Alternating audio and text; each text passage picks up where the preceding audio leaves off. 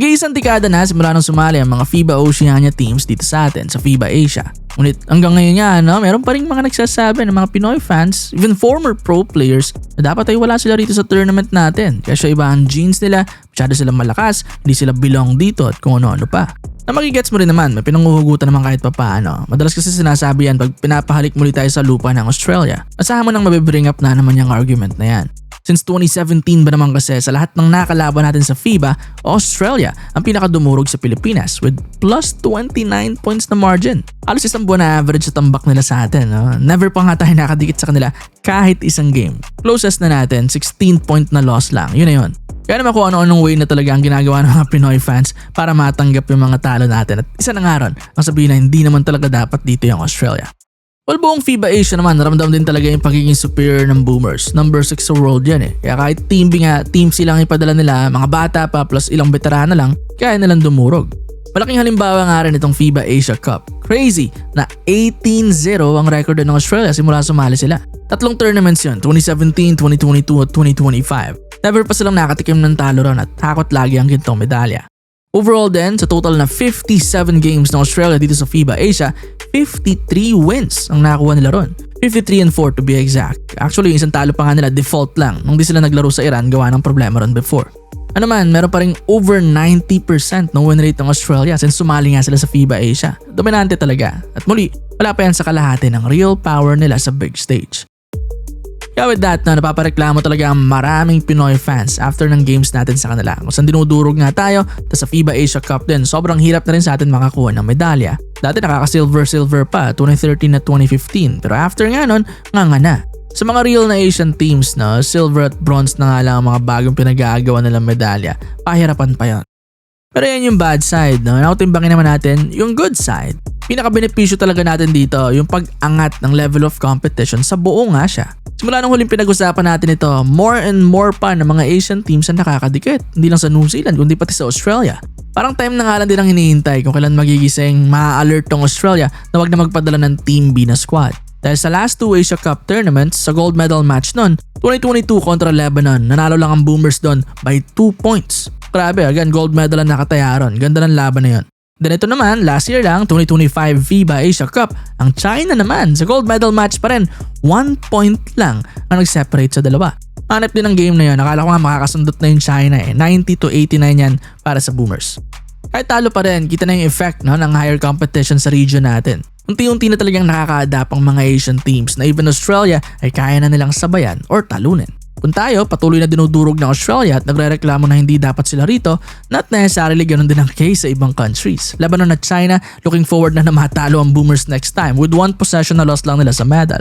Ang Japan at Iran ay naman mga nakapanalo na rin sa ibang tournaments ng FIBA against Australia. Question naman nila, kailan kaya ang next win sa Boomers? Well tayo, makadikit mo lang ng 10 points hindi pa natin magawa. So malamang sa atin yung problema. Sa point of view ng FIBA, hindi nila makikita na unfair ngayon yan since parami nga ng parami ang Asian teams na nakaka-catch up sa mga FIBA Oceania teams. Ang malamang na nakikita lang nila ngayon, Pilipinas yung naiiwan sa pag-adapt ng tumataas na level ng competition sa region natin. Na even Chinese Taipei nito lang tinalo tayo ng twice. Na ang main reason natin sa most ng losses natin lately ay kulang kasi tayo. Wala si Kai Sotto, wala yung isang player sa isang team sport. Well yes, totoo naman, kaya natin mag-compete sa kahit kanina with Kai and with enough na preparation. Natalo nga natin ng Latvia, New Zealand at iba pa. Pero gaano lang kabilis nawala yun nung hindi na makalaro yung isang player? Bakit biglang naging mediocre team tayo? Na-expose dyan yung pagiging reliant natin sa certain players, this time nga kay Kai. Simula hindi siya naglaro, 4 wins, 9 losses na ang record ng Pilipinas sa FIBA, just 30% lang na win rate. Yung 4 pa na panalo versus Iraq, Saudi at Guam. Mind you, bago lahat yan, sa Asia Cup qualifiers, 4-0 tayo bago ang injury niya, then sa FIBA OQT, nag-semis pa tayo. Ganong kabilis ang turnaround, biglang lagapak kagad. And again, kung ganyan nga, hindi sustainable ang magandang laro ng national team. Kung naka-base tayo sa generational talent ng bansa, sa naturalized player, or kung kanino man. Kailangan natin na mas matibay pa na base sa programa ng system ng preparation.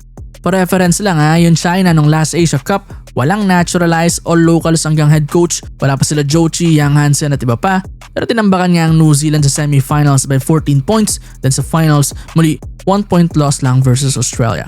Yes, natalo natin ang China sa Asian Games, diba? Pero pinag-uusapan natin dito yung matchup versus Oceania teams at yung mas sustainable din at mas solid na programa. So usapin ganun, far behind talaga tayo compared sa ibang mga powerhouse sa Asia. Well, pwede pa rin naman natin sabihin na kaya nating manalo pag kumpleto, pero yun nga yung point, pag kumpleto. Paano pag hindi? Wala na. Kaya yun, balik tayo, hindi man natin pansin o ramdam sa kabuuan, very helpful pa rin talaga ang pagpasok ng FIBA Oceania teams dito sa atin. Marami talaga yung mga nag-i-improve, mga mas lumalakas. In fairness, tayo rin naman, hindi nga lang kontra Australia, pero against New Zealand, doon palagna ang Pilipinas. Since 2024, although 1-4 ang win-loss record natin sa kanila, pero pansin pa rin yung pag-close ng gap. First 3 meetings natin sa kanila, halos same sa Australia, 29 points na average at tambak. Pero ngayon nga sa last 5 meetings, just 5 points na lang na lamang. Palapit na lang palapit. Nakapanalo pa tayo isa. Ito nga lang din first round kontra kanila, diba? First game natin, 3 points lang natalo. Then sa second game, 4 points lang sa double OT pa. Hindi naman dapat sinaselebrate yun, diba? Pero sa tinatalakay kasi natin, proof pa rin yan na natutulungan tayo ng merger by improving din yung ating national team. Iron sharpens iron, ika nga. Sa Australia lang talaga tayo kinakawawa. Kaya hopefully, sooner or later din, ma-close din natin yung gap sa kanila. Kahit sa Team B man lang, dahil ibang level pa rin yung main team nila. Overall, maganda pa rin talaga itong pagpasok ng mga FIBA Oceania teams dito sa atin. Kita naman ang impact niyan sa maraming Asian teams. Tapos nape-prepare din tayo nito sa bigger stage dahil yung quality nga nila, especially yung Australia, ay world class talaga. Kaya sa mga OQTs o even World Cup at Olympics, mas exposed at mas prepared na ang mga Asian teams. Hindi na ganun kalaki yung gulat sa ganung style of play, sa ganung physicality at sa mga players at sistema na pang world level. Sa katunayan, mas nakikinabang pa nga tayo dito sa merger kaysa sa Australia dahil kahit hindi naman alisin yung FIBA Oceania, sila pa rin ang nagiging turon. Ganun pa rin naman dito. Pero ngayon nga, mas nakakatulong na sila sa development ng Asian basketball. Kumbaga sa barangay nyo, pang junior ka, tas kalaro mo lagi mga pang senior, tingin mo ba hindi ka mag-i-improve pagtagal? Ganoon lang yun eh. Sa ilang mga Pinoy fans, mas madali lang talagang sabihin na hindi dapat sila rito, lalo kapag natatalo tayo. Yung kasi yung low-hanging fruit na pwede natin ipang dahilan sa lack ng competitiveness natin at failure na makapag-prepare sa mga games. Sige, halimbawa, tanggalin natin sila, tayo-tayo na naman sa FIBA Asia Cup. Wala, diba? Humina lang yung competition. Mas mataas nga ang chance mo na magka-medal, pero pag nag-qualify ka naman sa World Cup, gulat ka na naman, tambakol ka na naman bilang Asian team doon. Pangit naman yung ganun, paurong. To be the best, you've gotta beat the best. Ang target, maging competitive sa world stage, hindi sa region nyo lang. Tsaka kung ihiwalay mo ulit yung Australia, magka-medal ka man, hindi pa rin naman mawawala yung weakness at problem sa team nyo. Mas matatago pa at mas mabagal yung development dahil hindi mo nga gaano mapapansin. Kumpara ngayon, way better dahil pinapamukha nila regularly kung ano pang pwedeng ayusin sa atin. Mahina depensa nyo, samahan ng shooting, di kaya ng guards na magtawid ng bola sa physical at barakang pressure defense, mga ganon. Maraming lessons na itong Australia at New Zealand lang makapagbibigay sa atin dito sa FIBA Asia region. Dahil iba nga yung physique nila, iba yung style of play, iba yung basketball program at culture. At kung ayaw mo matuto sa kanila, matututo ka the hard way sa international kung saan i-humiliate ka talaga ng mga kalaban mo. Like nung dinurog tayo ng Serbia ng 2019 at sinabihan pa tayong kulang sa quality sa World Cup. Sakit nun, parang di tayo belong. Patulad na ito ngayon, itong sa argument na to, ibang mga fans lang naman, hindi naman lahat. Ang taas ng pangarap sa Gilas, World Cup pa yan, pati Olympics. Pero nung tinabihan kayo ng real powerhouse Olympic basketball na Australia, ayaw nyo naman. Parang di nagtutugma. Gusto maging world class, pero ayaw lumaban sa world class.